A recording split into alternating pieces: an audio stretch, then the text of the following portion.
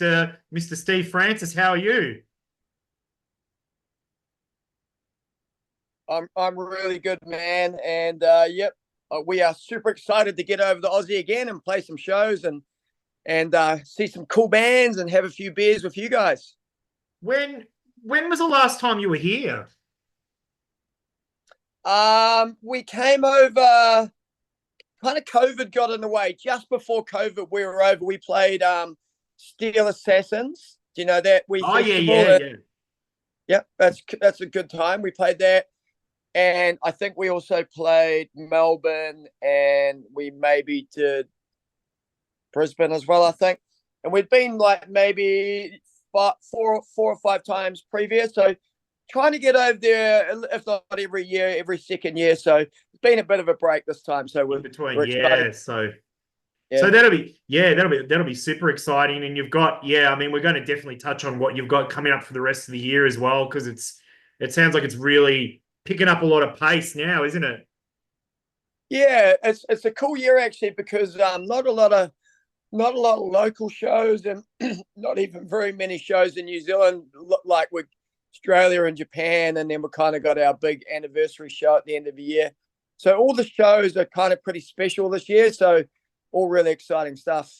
Is that because, like you said, there's not a lot of local shows? Is there any particular reason for that? Is it just what's going on locally, or just No, venues, or look, the scene in New Zealand at the moment is extremely good. The scene in my home city, Wellington, is great. Auckland has a really good scene. Christchurch has a scene. So there's a lot going on here, but there's only so many venues you can play. And look, this is our 15th year now. And, when we were kickstarting and getting rolling, it was important to get some live shows under our belt. So we did play a lot more locally. But, it's a small scene. And for want of a better word, you can kind of outlive your welcome if you play your hometown too often.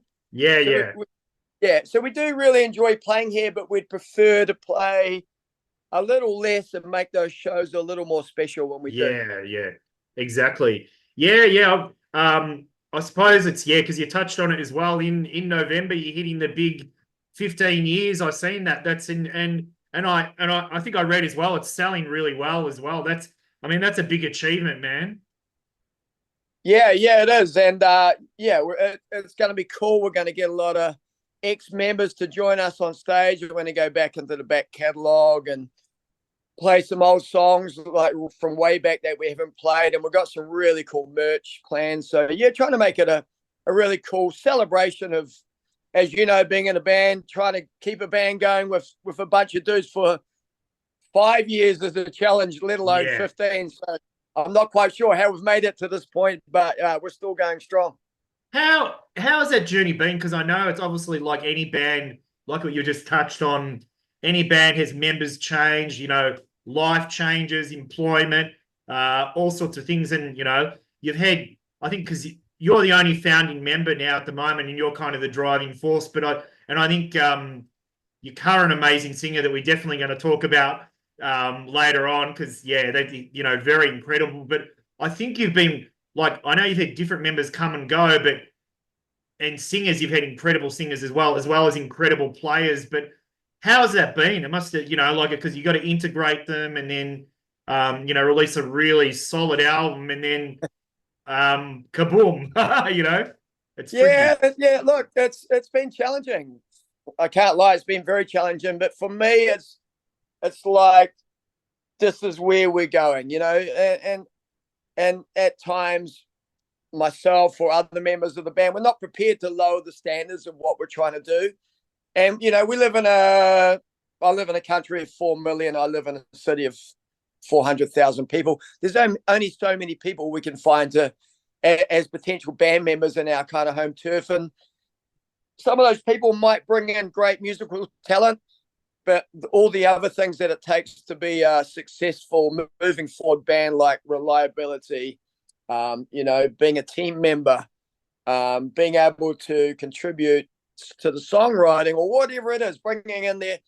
Those are some of the issues that we've struggled with and that I've struggled with in keeping a good lineup together.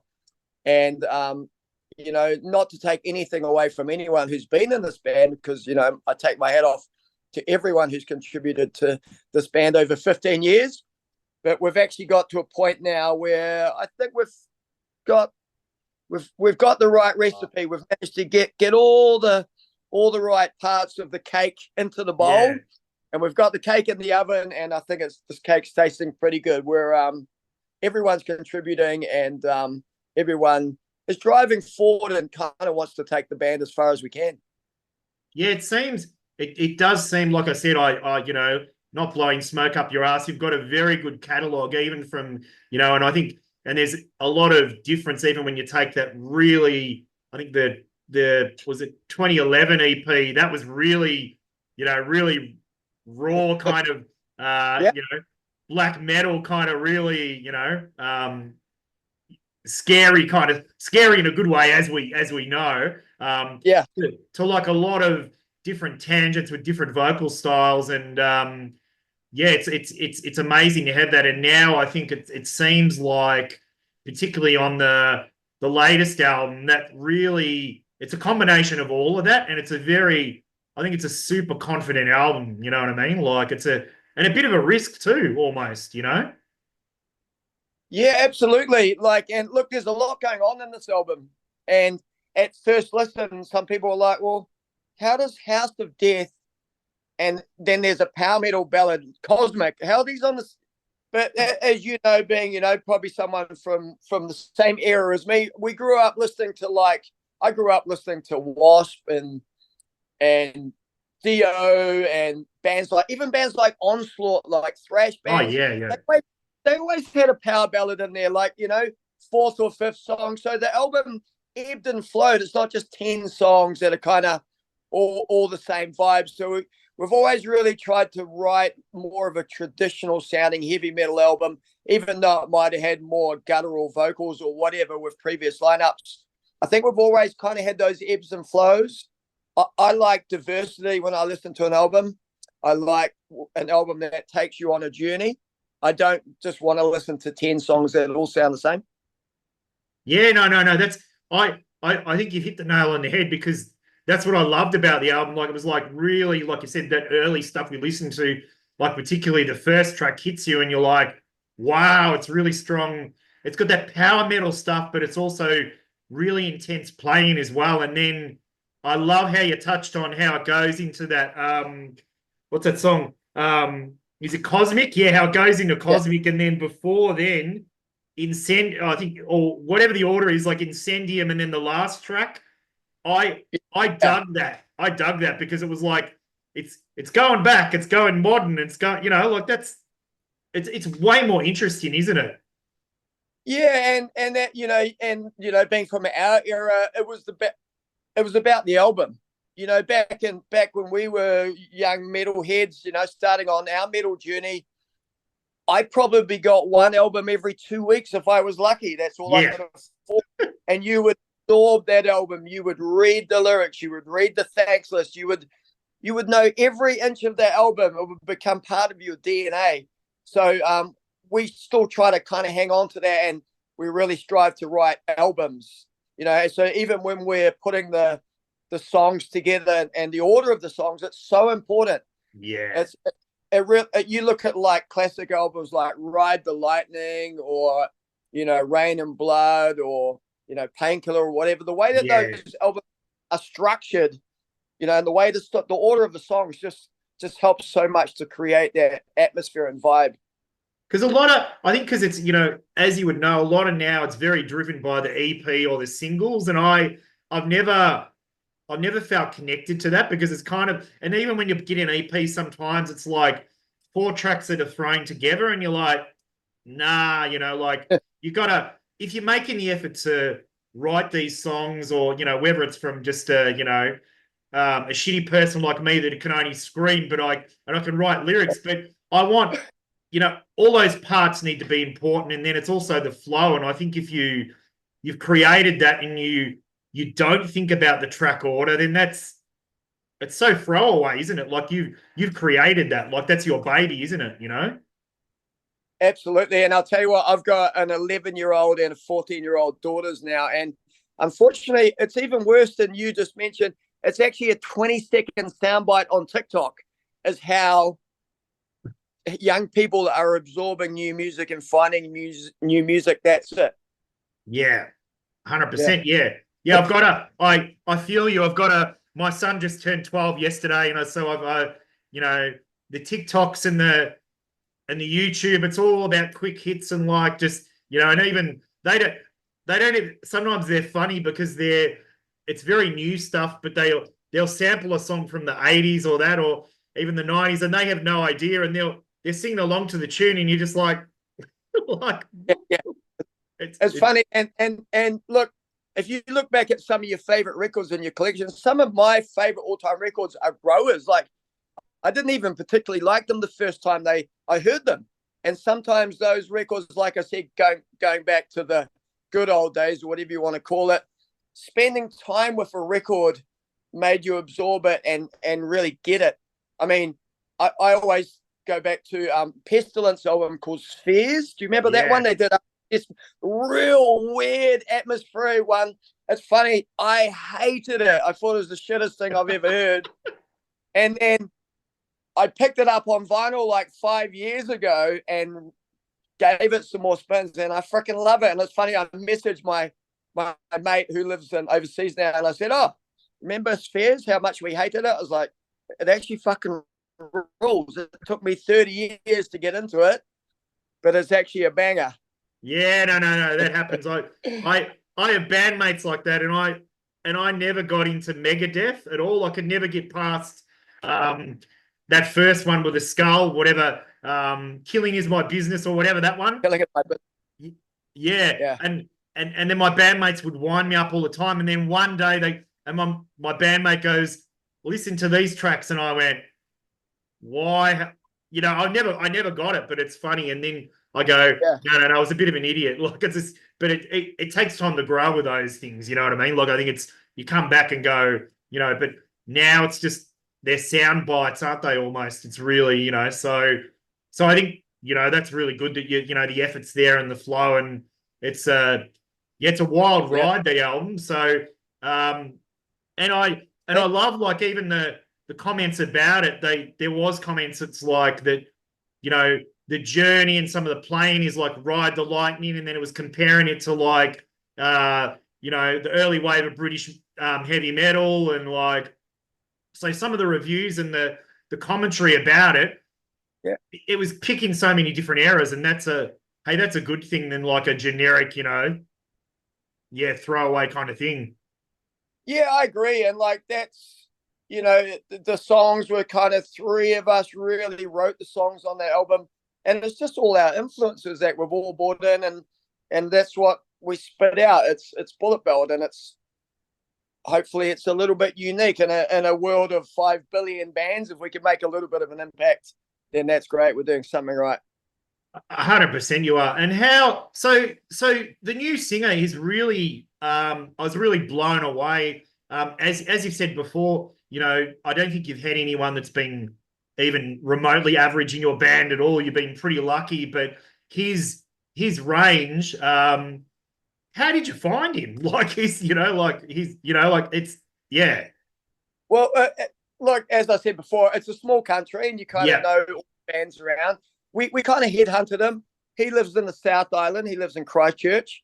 We had crossed paths. We'd played a couple of shows together with his old band, Empire.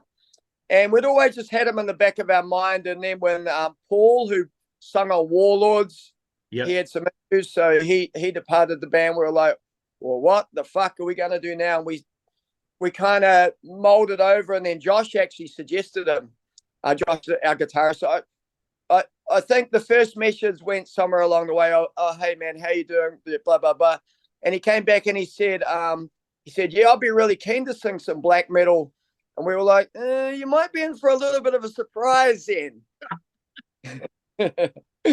So yeah, it was. It's just great to get someone who, like you said, he's very diverse.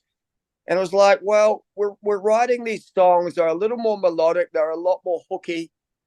Why do we don't need to screaming all over them? It would be stupid of us not to utilize this huge, as you said, almost a power metal vocal that he has. So yeah, and a lot of the songs when he first demoed them, there was a lot more guttural, a lot more screaming. Even Yeah. Cosmic had screaming on it. We're like, no, this is just got to be all singing, which was the first time he had actually done that himself. Like all his other bands, he mostly screamed.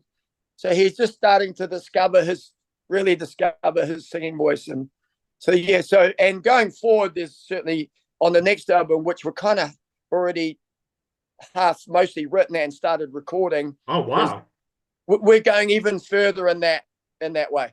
Wow. Because as I said, that really surprises me that he hasn't done a lot of clean or traditional vocals, because what you touched on before, and definitely one of my favorite singers is obviously Ronnie James Dio, but and I've watched some of the live clips as well, and he's certainly got the chops. Like a lot of people can't, they can do a little bit of this or a little bit of that, but he's really, that range and that it's almost got that operatic kind of tone in his voice as well, but not cheesy. It's like, proper traditional singers, you know what I mean? Like, yeah. Yeah, and he's totally bought into it. Like he's always like lifted weights and stuff, but he started doing cardio, and he's going bike riding every day because he wants to sing the best he can. And we're like, wow, we've had fucking people in our band that can't turn up to practice without being hammered, So, Yeah. to all of a sudden have this guy who's buying in so much to what we want to do, Wow. being so professional, it's just so fucking awesome. Yeah, that's good. And is everyone, I don't know, compared to kind of comparative to the whole history of the band, is everyone kind of contributing? Do you feel it's really tight, as in not obviously musically you guys are very tight from what I've seen, but in the creative process, is everyone kind of got a role to play now? Do you feel it's kind of that's in sync as well? Yeah, absolutely. And if it's not creative, it's input into the band and like using their strengths. Because look, we're like most bands of our size, we're pretty much 99% DIY. We're booking our own shows, we're organizing tours, we're even going to Europe or Japan. It's mostly DIY. So we need everyone to pitch in and do their bit and bring their strengths to the band. And as you know, being in bands, the more doers you have in a band, the further that band can kind of push on and do some cooler stuff. If you got, we've all been in bands before where you might be that one guy that's trying to drag everyone along, and it can get old pretty quickly. So, we have 5 people now all pushing in the right direction. And, to be honest, if we didn't, we'd probably be leaving one of those people behind in the dust and getting someone else on board. That's really where we're trying to move to. Yeah, because I think if you've got, because if you, as you said, the legacy, which is not kind of a weight on your shoulders of the 15 years, you've got to keep driving forward, don't you? You can't be kind of just oh no, we could do this, or like it's as you said as well, it gets fatiguing when you kind of people don't want to play their part. It's not because as I know, you're a family man and that as well, and so your pockets of time are important, aren't they? Yeah, and I was talking about this to someone the other day. It's like, look, there's a big place for those bands, and every scene and every city has them. And I'm not trying to be arrogant when I say this, but what I would describe as local bands, and that's really cool. Like those bands are they're the hub and they're the backbone of the local scene. The bands that play their local bars, every 2 or 3 or 4 weeks and jump on the 4-band metal shows and so on. And, and to them, that's what they want to do. And maybe going to band practices, escaping their normal day job. And it's a time to sink some beers with their buddies and jam through the songs. But then there's other bands, I guess like us, that probably just want to take things a little further. So we're just trying to be a little more professional and to keep pushing on. Yeah, no, that's awesome. And so you've got your schedule's pretty, as you said, it's as you said, there are a lot of positive kind of events that you're looking forward to because you're doing the Aussie stint, but you're also doing Japan and Europe, and you've also in between you've got some international support as well, haven't you? Yeah, it's funny for us because we kind of touch on so many parts of genres. like you touched before with kind of starting black metal. And so we're actually playing in 2 weeks with a Swedish band called Amaranth. I don't know if you know them. Yeah, no, So I heard of them.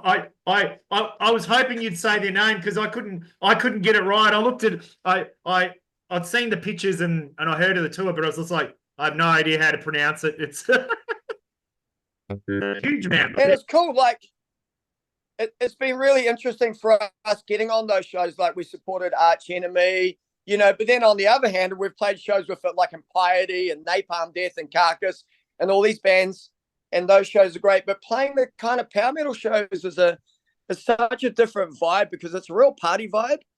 Yeah. I really love playing those shows because the power metal fans are just so happy and like they just want to be there and they want to bang their fist and they want to clap. And as we know, some of the more extreme guys in the scene can be a little more like, impress us, So look, not on that, we love playing those shows, but we're in a really cool position where we get to kind of play, we're not really stuck in a genre, and we can play with a power metal band and we can play with a death metal band. I think it's a really cool place to be. So we're playing a venue in Auckland called Power Station with them. That's Sunday week. Then we're coming over your way. We've got 3 shows. Melbourne with you guys. Then we've got playing at Adelaide. It's our second time in Adelaide. Yep. Which is going to be awesome. And then we're playing Brisbane, the Necrosonic Festival, which is going to be a good time. Yeah, that's a ripper. And then look, like killer lineup. Like so many old bands like Misery and like bands Misery. I thought were like, it's cool. So that's going to be awesome. And we're home, and it'll be like a little more album recording. As I said, we're recording album number 6 at the moment. And then we hit Japan in the end of October. So second time to Japan, Nice. playing maybe 6 or 7, and finishing up in Tokyo at Asakusa Death Fest, which we've played before, which is also a really cool time. That's incredible. That's a good score. I've seen that. That's amazing. Few Aussie bands there as well. I'm sorry, off the top of my head, I can't remember. But there's always 2 or 3 Aussie bands. I remember last time we went, we had some good times and got on the drink with some of the Aussies there. So that was awesome. Yeah, I think my mates, in Religious Observance are playing. I think they're cool. Yeah, they're nice. Good. Yeah, they're lovely people too, and they're sort of doomy and sort of all sorts of stuff. But they're amazing. So they're stoked about that. But yeah, it's Japan, so it'll be incredible. So, and then when's Europe after in the scheme of that? Is that next year or? That'll be next year. So we did Europe last year. Oh wow! And awesome. This year is we did Europe last year in September, I think. So we had 5 or so weeks over there touring with 3 other bands all over the place. It's amazing, great time. Hopefully heading back there next year. Just kind of mapping out still. A lot of it's going to be based around the album release, and which is still kind of up in the air exactly when that's going to come out and who's going to release it and all that kind of stuff. So So that was so did you play all over Europe or whereabouts? Anywhere in obviously you were there for a while by the sound of it. Yeah, we played quite a few shows in France. We played Germany, Switzerland, Belgium, UK, Hungary. Jeepers, probably a few more that I can't remember. Yeah. What was there? Where did you get what were some of the highlights in terms of what countries? Where did you get the biggest response? The Paris show was really cool. We played on this boat. It was moored up and on the river there in Paris, and that show went off. Like, that was packed out. Really cool. Really cool. We kind of toured with more like power metal-y kind of bands. So it's those people, it's the fans that turn up super early and buy all the merch and like are just super happy. And every show was like that. We're like, wow, this is super cool.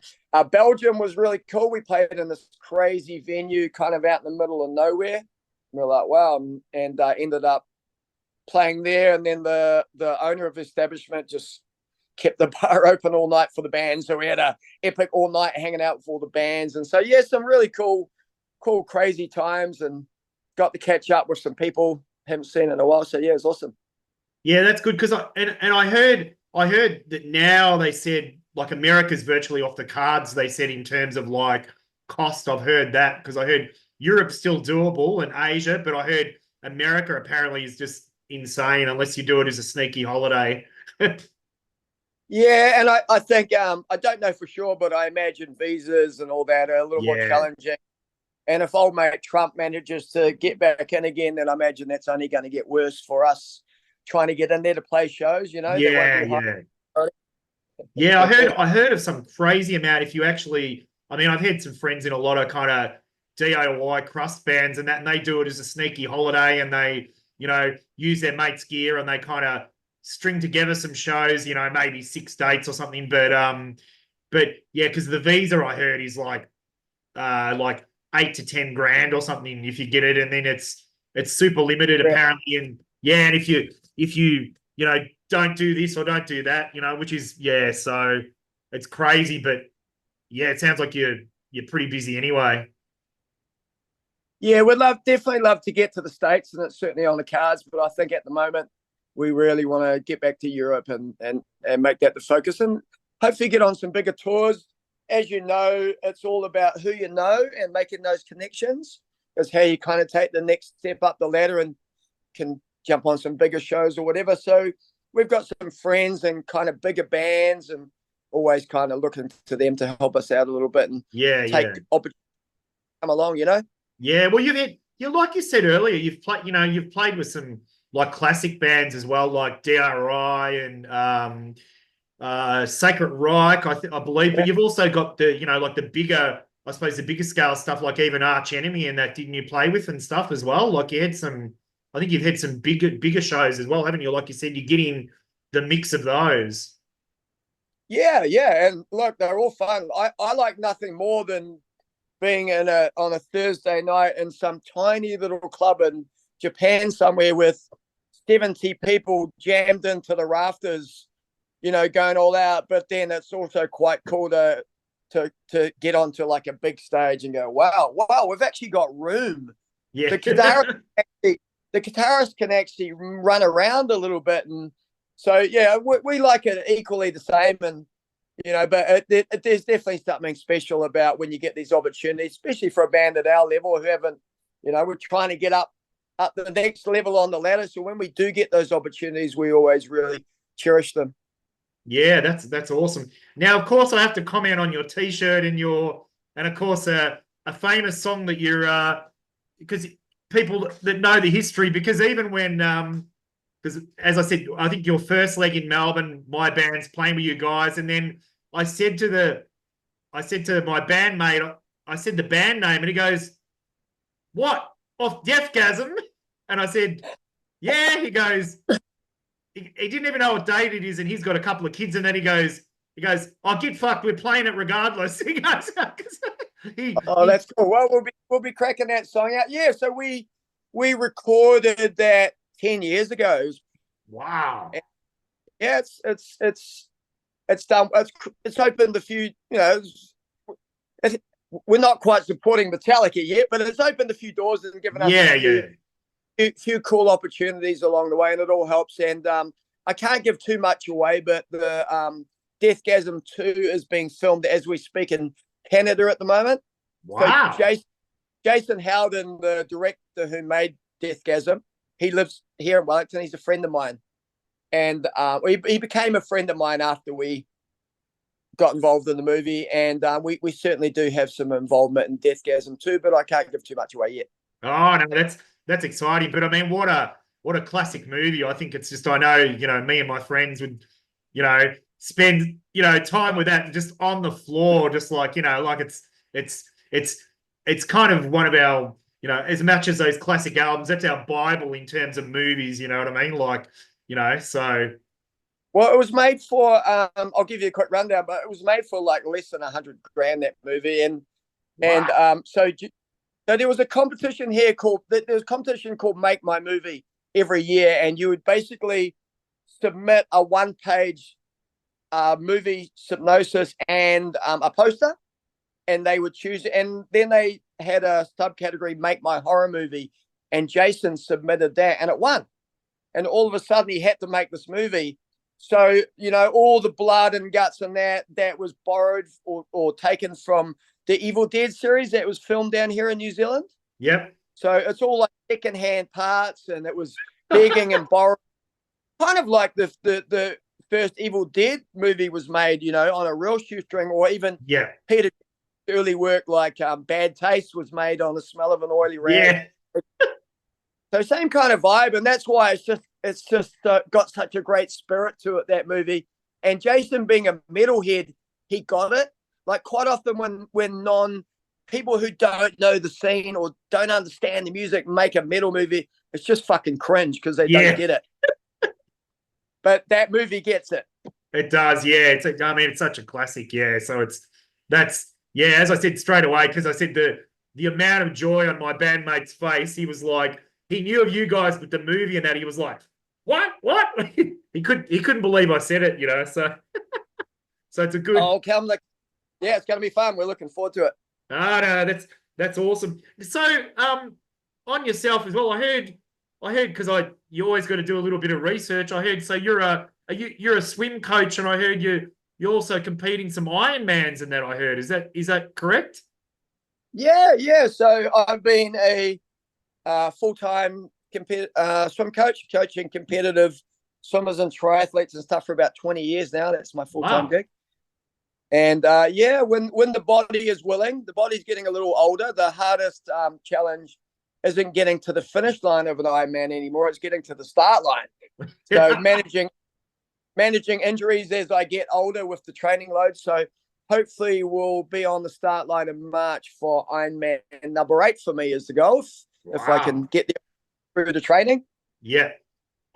As you said, and even how you said your new singers stepping into the fitness. I mean, it definitely it all adds to it, doesn't it? And I mean, obviously, we haven't even touched on the fact of how incredible of a drummer you are. But I think that fatigue and energy and that perseverance to get through it, because you're a pretty hard hitter. Like some drummers, you're technical, but you're also a hard hitter. Like it fits.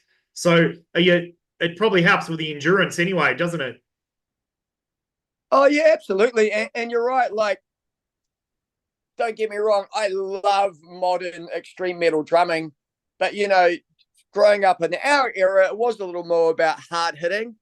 These days it's all like gravity blasts and, and it's, it's all there on YouTube. All the kids can go learn it. And it's freaking amazing.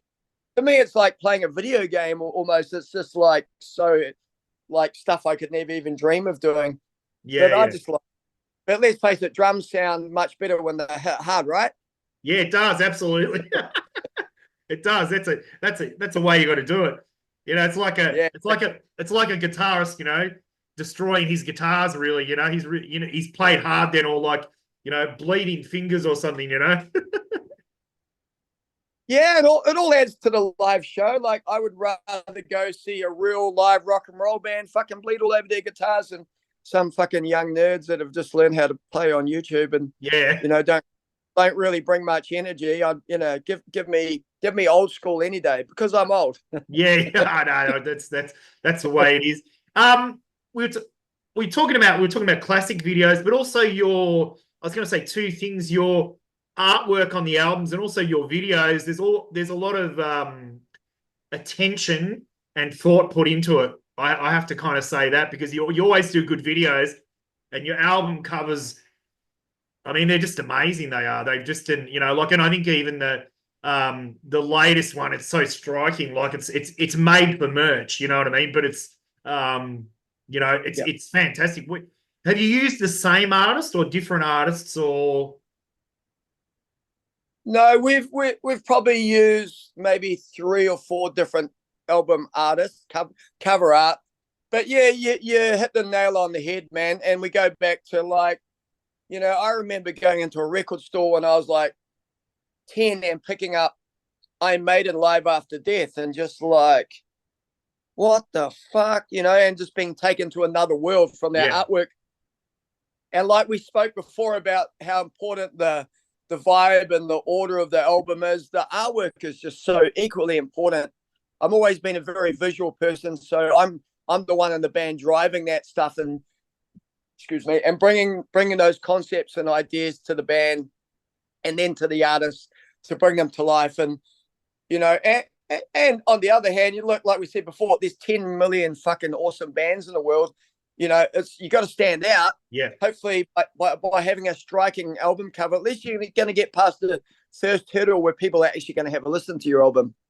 Yeah, no, it's been, I think people, historically, like, it draws you to it, but yeah, it's been very consistent. Like, you had the amazing colours, like, I can't think of that first EP that was real black and white, you know, that I think in the 2011 or whatever, that, it's got 3 words in the title. It was one of your early EPs or whatever, and that was like, you know, real black and white and a skull and maybe a woman with boobs out or something like that. I can't remember that one.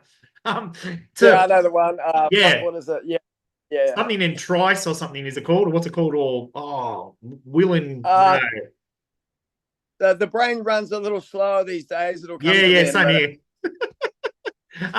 But yeah, now it's really gone into, you know, color and all that kind of stuff, you know, and it pops, you know. So, and I imagine on an actual LP, when you hold it, that would be even better as well, you know. So of course.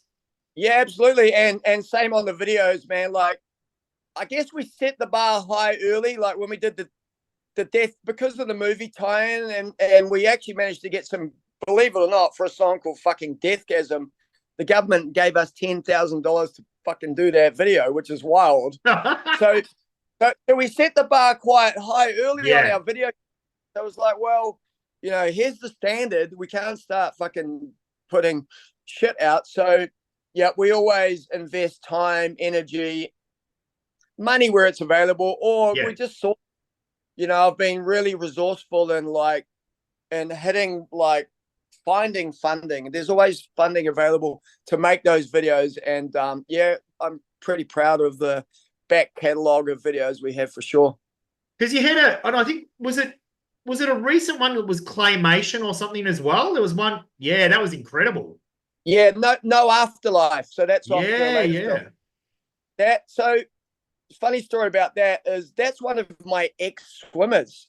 So when we were recording the album at the studio, it's at a university, and we were just having a break between one of the sessions, and there was Charlie, who I hadn't seen since he was 17, and he was one of my swimmers. I was like, hey man, what are you up to? And he goes, oh, I'm at uni. And he shows me, pulls out his phone, and he shows me these little claymations he's doing. And I was like, hey, fucking, you know, let's keep in touch, because I've always wanted to do a claymation video, because I fucking love it. So, and that took him in his garage, single-handedly on his own. That took him 9 months to create that video. Wow. Yeah. So it's really blood, sweat, and tears. And it's such a fucking cool video. Yeah, it's a cool one to have. So it's I mean, it's really exciting. What you've got coming up, and so tentatively you're saying ballpark early next year or mid next year. You reckon it's album number 6, isn't it? Yeah. Yeah. There's a little bit of water to go under the bridge, so we did things a little bit differently this time. Normally we've done the traditional book out of studio, record, bring the whole band together and record, and you know how it goes. But this time we're using a producer and an engineer who's in the States. So we're tracking ourselves and kind of working with him remotely a little bit. And he's producing the songs and then sending them back. We've got the first song, which is all finished and mastered, and it's like fucking next level for us. And we've got the rest of the album demoed. And a big thing for us that we've learned as a band is how important the pre-production is, and how much. So we spend a lot of time demoing now and really getting those songs down. So we're like 95% there when it's time to press go. So the process over the next wee bit is we're just going to kind of feed him a couple of songs at a time. A couple of reasons. Look, financially, it's a little easier on us. and we're not really stressed for time, so we're just kind of letting the album go. So we've got a very clear vision of what the album is. It's got a name. I already know what I want the artwork to look like. I've already thought about video concepts, like all that stuff. It's all pretty mapped out, and now we're just ticking away. And I would say mid to late next year we'll hopefully have a new album out. Yeah. Awesome. That's extremely exciting. What other messages have you got for people? Because I think people will be super excited to catch these shows. And yeah, as you said, it's 3 shows in Australia, I think it is. Did you say including or is that 3 and the festival, or No, so we got Melbourne with you guys, and you'll probably be better at remembering the full lineup than I am. So maybe you can let the peeps know what the lineup is there. I think it's Born of a Bastard King, In Sediment, my band, which is Knife, and the Symbiosis, and yous guys. So yeah, it'll be cool. Like you said, it's a Thursday night, but I think it's going to be a cracker. Like, at the Workers Club in Melbourne, good venue. Yeah, that'll be a good one to kick it off. So yeah, Melbourne. Have you been to Wellington? No, I've never been to New Zealand. It's terrible, isn't Wellington? It? But I've heard people that have been there have been to shows. I've heard amazing things. It's cool, but Wellington's like a mini version of Melbourne. So I'm really excited to get to the big version of Wellington and sample all your fantastic food and all your nightlife and all your great venues. And we're really excited to never played this venue, so it sounds really cool, and all the bands sound super sick. So Thursday night kicking off, then we fly to Adelaide. Last time we played Adelaide was 2015. We played with Toxic Holocaust. Oh, wow, great. Yeah, so we toured Australia and New Zealand with those guys. Really cool show. So we're playing there with Lumen Ad Mortem, which I think are like a black metal band, Hell Machine, and Executus. And the promoters down there, Chris, has been super helpful. We're playing at the sorry, I should remember the name of the venue, which is, I believe, fighting potential closure in the next little bit. What's the big famous venue down there? The Cranker, they call it. Oh, yeah, I've heard. Yeah. Yeah, so we're playing there, and then we fly to Brisbane on the Saturday for 30 Band Festival, which it's going to be wild. So yeah, it's like, wow, how cool. Yeah, that's awesome. Yeah, and you've got your international support. I think the week before, isn't it? I think that Swedish band that I can't pronounce. Amaranth. Yeah. If you want good time cleaning the house music, like Amaranth is your go-to, man. Like I like power metal. Like I listen to a lot of black metal and death metal. I listen to grind. I listen to some heavy shit. But sometimes I just want to go for a run and put some fucking power metal on and feel happy about things, you know? So we're playing them at Power Station, which is one of the bigger kind of venues in Auckland. So yeah, it's going to be super cool. Awesome. That's good. Yeah, well, people should definitely check out all the shows, and then hit you up on the socials as well, because you've got a good presence there that kind of keeping people updated. So there's lots coming up. So yeah, looking forward to checking out your band. So what do you play in your band, Knife?